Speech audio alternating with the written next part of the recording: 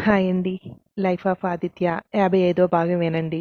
ఆషు యశస్వితో ఫోన్‌లో మాట్లాడుతోంది. అక్కడి నుండి కొనసాగింపు. మీరందరూ కలిసి ఆడుతున్న నాటకం ఇది. చూస్తాను. దీని వెనక ఎవరెవరున్నారు, అందరి పని చెప్తాను. ఇప్పుడు నేను ఈ కేసుని నా ఇన్‌ఫ్లూయెన్స్‌తో స్ట్రాంగ్‌గా చేయించి సీబీఐ ద్వారా ఎంక్వైరీ చేస్తాను. కాసుకోండి. ఎక్కడ మూల మూలనున్న వాళ్ళందరూ బయటకొస్తారు అన్నాడు యశస్వి. డాడీ, భయపడాల్సింది మీరు, మేం కాదు అంది అషు. అది చూద్దాం అంటూ కాల్ కట్ చేశాడు. వెంటనే రవికి ఫోన్ చేసి, ఎక్కడున్నారు, ఒకసారి నన్ను కలవగలరా అన్నాడు యశస్వి. ఇప్పుడు కలిసి ఏం చేయమంటారండి? అడ్వాన్స్ తిరిగి ఇమ్మంటారా? మీకు తెలుసు అడ్వాన్స్ అంటే ఏమిటో. మీరు వద్దనుకున్నా మేమొద్దనుకున్నా ఇక నేను ఇవ్వక్కర్లేదు. నా దగ్గరే ఉంటుందా డబ్బు అన్నాడు రవి. నేను రమ్మన్నది ఆదిత్య కనిపించడం లేదు కనుక కేసు పెట్టడానికి అన్నాడు. ఆల్రెడీ పెట్టే వచ్చాను అన్నాడు రవి. అది సరిపోదు, రండి. మనిద్దరం కలిసి పెద్దవాళ్ళని కలిసి కేసుని కొంచెం స్ట్రాంగ్ చేయిద్దాం అన్నాడు. నిజం చెప్పండి, దీంట్లో మీకు సంబంధం లేదా అన్నాడు రవి. నిజంగానేనండి, దీంట్లో నాకు ఎలాంటి సంబంధం లేదు. ఉంటే మీకెందుకు ఫోన్ చేస్తాను రవి గారు? అందరూ అనుమానిస్తున్నారు అంటే ఓకే, మీరు కూడా నన్ను అనుమానిస్తారా అన్నాడు యశస్వి. సరే, నేను ఇప్పుడే వస్తున్నాను అని కాల్ కట్ చేసి వెళ్ళడానికి రెడీ అవుతున్నాడు రవి. ఎక్కడికి? ఆ యశస్వి రమ్మన్నాడని వెళ్తున్నారా అంది పూర్ణ. పెద్దవాళ్ళని ఎవరినన్నా కలిసి ఈ కేసుని కొంచెం స్ట్రాంగ్ చేయిద్దామంటున్నాడు అన్నాడు. అంటాడు. వాడు అంటాడు, మీరు వింటారు. చేసిందంతా చేసి మళ్ళీ ఇప్పుడు పెద్దవాళ్ళందరికీ చెప్తాడా? వెళ్ళకండి, మిమ్మల్ని కూడా కిడ్నాప్ చేస్తే అంది. నన్నెందుకు చేస్తాడు? అది కూడా మళ్ళీ ఫోన్ చేసి పిలిచి. పిచ్చి మాటలు మాట్లాడుకు. వాడు అస్సలు చెడు చేయడు. ఎందుకంటే అందరిలోనూ ఇప్పుడు ఆదిత్య కనపడకపోతే ముందుగా అనుమానించేది ఎవరిని? యశస్వినే కదా. అందుకే అతను చెయ్యడు. అతను చేశాడు అనుకునేలా ఎవరో చేశారు అన్నాడు. ఎంత తొందరగా మారిపోతారండి. ఇప్పుడే మీకు అనుమానంగా ఉందని చెప్పారా? మళ్ళీ అంతలోనే ఇన్ని మాటలు.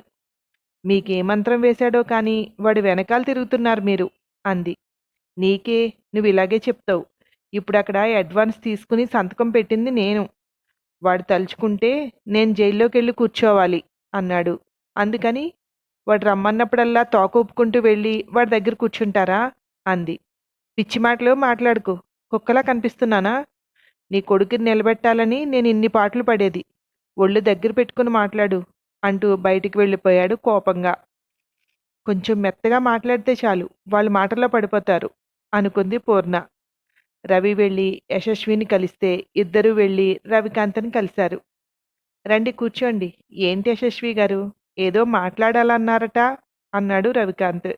జరిగిందంతా వివరించాడు. అదే యశస్వి గారు, మనం ఏం చేసినా మన చేతికి మట్టి అంటకుండా చెయ్యాలి. ఇదిగో, లేదంటే ఇలాగే అవుతుంది. ఇప్పుడు ఆ అబ్బాయికి ఏమైనా కానీ మీరు చేయించారనే ఉండిపోతుంది. ఒకవేళ ఇంకొకరు ఎవరన్నా చేశామని ముందుకొచ్చినా మీరే ఎవరినో పెట్టి అలా ఒప్పించారు అంటారు అన్నాడు రవికాంత్. అందుకే కదా మీ దగ్గరికి వచ్చింది. మీరేం చేస్తారో చూడండి. కేసు సిబిఐ చేతుల్లోకి వెళ్ళేలాగా చేయండి. అప్పుడు నిజాలు బయటకు వస్తాయి. ఈ పోలీసులు తాత్సారం చేస్తున్నారు అన్నాడు యశస్వి. అసలు కేసు ఎంతవరకు వచ్చిందో కనుక్కోవలసింది కదా అన్నాడు రవికాంత్. అడిగితే కదులుతోంది అంటారు. ఎవరో వీరభద్రం కొడుకుని అరెస్ట్ చేశారట. ఆదిత్యని ఏదో వాళ్ళు హెరాస్ చేశారు అని. వాళ్ళు ఏం చేయలేదని తెలిసింది.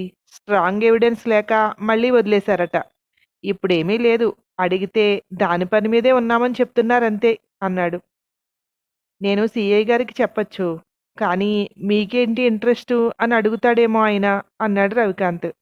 మీ పార్టీకి ఫండ్ ఇప్పించాను. నేను ఇచ్చాను. ఇంతకంటే ఉపయోగపడడానికి ఏముంది చెప్పండి. పోనీ ఇప్పుడు చెప్పండి, ఎంత కావాలి అన్నాడు యశస్వి. మీరు నన్ను అపార్థం చేసుకుంటున్నారు యశస్వి గారు. నాకు కావాలనట్లేదు. పెద్దాయన అడుగుతాడేమో అంటున్నాను అన్నాడు రవికాంత్. అదేనండి నేననేది. మిమ్మల్ని కాదు, ఆయననే అడగండి ఎంత కావాలో. వాళ్ళ ఫాదర్ కూడా ఇక్కడే ఉన్నాడుగా. ఇద్దరూ కలిసి ఎంతో కొంత సర్దేస్తాం అన్నాడు. యశస్వి గారు, అలా చెప్తున్నారు కానీ నా దగ్గర ఏం లేదండి. ఎప్పుడో మా అబ్బాయి చిన్నప్పుడు నటించాడు. ఆ డబ్బుతోటే మేము ఇంకా బ్రతుకుతున్నాం. వాడి సినిమాల్లో నటిస్తున్నప్పుడు డేట్స్ చూసుకుంటూ నేను ఉద్యోగం మానేశాను. ఇప్పుడు నాకు ఉద్యోగం ఇచ్చేవాళ్ళు కూడా లేరు అన్నాడు రవి. సరే, నేనే ఇస్తాను, అడగండి. కేసు మాత్రం సిబిఐ దగ్గరికి వెళ్ళాలి. ఈ ఉపాయం చేసి పెట్టండి. మీ సంగతి నేను చూసుకుంటాను కదా అన్నాడు యశస్వి రవికాంత్తో. సరే, మీరు వెళ్ళండి, నేను మాట్లాడతాను ఆయనతో అన్నాడు రవికాంత్. మాట్లాడడం కాదు, మీరు ఒప్పించాలి. పార్టీ ఫండ్ ఎలాగో నేను కలెక్ట్ చేసి ఇస్తున్నాను, అదే చెప్పండి. ఇంకా ఇస్తాం అని కాకుండా అన్నాడు. ఏదో ఒకటి క్లియర్గా చెప్పండి యశస్వి గారు. ఒకసారి ఒక మాట, ఇంకోసారి ఇంకొక మాట. అలా అంటే ఆయనతో నాకు మాట వస్తుంది అన్నాడు రవికాంత్. అదే మరి, ఈయన ఏమీ ఇవ్వలేనంటున్నాడు. నేనా మీకు తెలుసుగా, ఈ మధ్యనే జైల్లో ఉండొచ్చాను కనుక నేను పెద్దగా ఏమీ ఇచ్చుకోలేను. మీకు తెలుసు ఎప్పుడు పార్టీ ఫండ్ ఎలా కలెక్ట్ చేసి ఇస్తున్నానో, అంతకు రెట్టింపిస్తాను అన్నాడు యశస్వి. ఈ మాట తప్పకూడదు మరి. ఈ మాట మీద నిలబడండి, తర్వాత పెద్ద ఆయన దగ్గర నాకు మాట వచ్చేస్తుంది అన్నాడు రవికాంత్. సరే, మీరు చెప్పినట్టే పెద్ద ఆయన దగ్గర మీకు మాట రానివ్వను, ఓకేనా? నన్ను ఈ ఆపద నుండి బయటపడేయండి అన్నాడు. సరే మరి, మీరు వెళ్ళండి అన్నాడు రవికాంత్ లేచి నిలబడుతూ. వీళ్ళు వచ్చేస్తుంటే వాళ్ళ అబ్బాయి వైష్ణవ్ ఎదురొచ్చాడు. హాయ్ అంకుల్ అన్నాడు వీళ్ళిద్దరినీ చూస్తూ. కాలేజీ నుండి వస్తున్నావా అన్నాడు యశస్వి. అవునండి, నాన్నగారిని కలవటానికి వచ్చారా అన్నాడు ఆగి. అవునయ్యా, ఉంటాను అంటూ వైష్ణవ్ భుజం తట్టి బయటికి వెళ్తుంటే రవి అనుసరించాడు. ఏంటి రవి గారు మీరు, ఆయన ముందే చెప్పేస్తున్నారు, ఊ అంటే సరిపోయేదిగా అన్నాడు రవిని చూస్తూ. ఇప్పుడు ఇలా అనకపోతే బయటకు వచ్చాక మీరు నన్ను డబ్బులు అడగరా? మీకు తెలియంది ఏముందండి, ఏదో అలా కాలం వెళ్ళబుచ్చేస్తున్నామంతే. చిన్నప్పుడు నటించిందే కదా, పెద్దయ్యాక ఒక సినిమా కూడా లేదు అన్నాడు రవి. అవునవును, ఏదో ఆదిత్య చేసినప్పుడు సంపాదించిన డబ్బులు అంటున్నారు.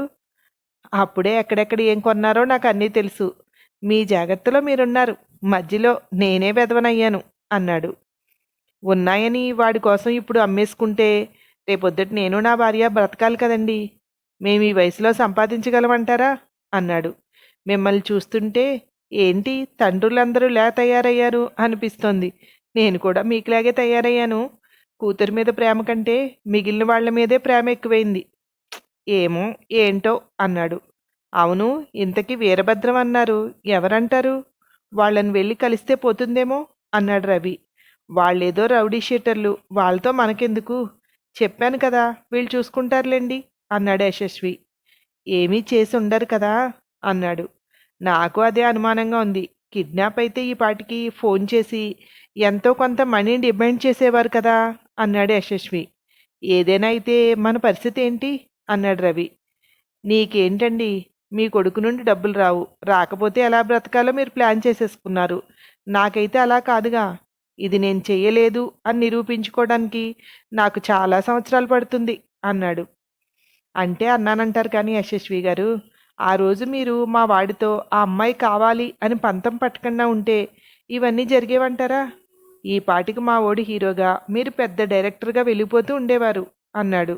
అంతేనండి, ఏ యుద్ధాలు గొడవలు జరిగినా ఆడవాళ్ల గురించి ఆడవాళ్ల వల్లే అవుతాయి అన్నాడు. మనం చేసిన తప్పులు కప్పుపుచ్చుకోవాలంటే ఆడవాళ్ల వల్లే జరుగుతుందని చెప్పుకోవడం బెటరేలేండి అన్నాడు.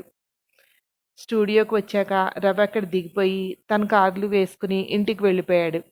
లోపలికి వస్తున్న యశస్విని చూస్తూ, ఏమైంది సార్, వెళ్ళారు కదా అన్నాడు కృష్ణ. ఏమో చెప్పొచ్చాను, ఏం చేస్తాడో తెలీదు, పెద్దగా ఇంట్రెస్ట్ ఉన్నట్టేం మాట్లాడలేదు. డబ్బు అంటాడు. ఎక్కడి నుంచి తెద్దాం ఇప్పుడు డబ్బు అన్నాడు యశస్వి. మేడం గారిని అడగండి సార్, మేడం గారి దగ్గర ఉంటాయి కదా, మీ దగ్గర ఉన్నప్పుడు మీరు ఆవిడకి ఇచ్చారు, ఇప్పుడు ఆవిడ దగ్గర మీరు తీసుకోండి అన్నాడు. జయ ఇస్తుందంటావా? వచ్చిన తర్వాత ఒక్కసారి కూడా ఇంటికి వెళ్ళలేదు. ఈ ఆదిత్యని అణగదొక్కి వాళ్ళ ముందు నా ప్రతాపం చూపించాలి అనుకున్నాను. వీడి చూస్తే మాయమైపోయాడు. ఇప్పుడు వెళ్ళి ఏ ముఖం పెట్టుకుని డబ్బులు అడుగుతాను అన్నాడు. జయ మేడం కాదు సార్, ఆ మేడం ఉన్నారు కదా, ఆ మేడంని అడగండి అన్నాడు కృష్ణ. ఇస్తుందంటావా? నాకైతే అనుమానమే అన్నాడు. నిజంగా ప్రేమ ఉంటే ఇవ్వాలి మరి. ఒకసారి ప్రయత్నించండి సార్, తప్పేముంది? ఇలాంటప్పుడే తెలుస్తుంది మన వాళ్ళెవరో పరాయి వాళ్ళెవరో అన్నాడు. ఇప్పుడు వెళ్ళి అడిగే వరకు అలాగే అనిపిస్తుంది, కానీ అడిగిన తర్వాత లేదంటే ఎన్ని చెప్పినా కృష్ణ, పెళ్ళాన్ని అడిగినట్టు అడగలేము. బుజ్జగించో బ్రతిమాలో తీసుకోవాలి. సరే, ఓ ప్రయత్నం చేద్దాంలే అన్నాడు యశస్వి. ఆ తర్వాత ఏమైందో మరో భాగంలో విందురు కానీ. Thank you.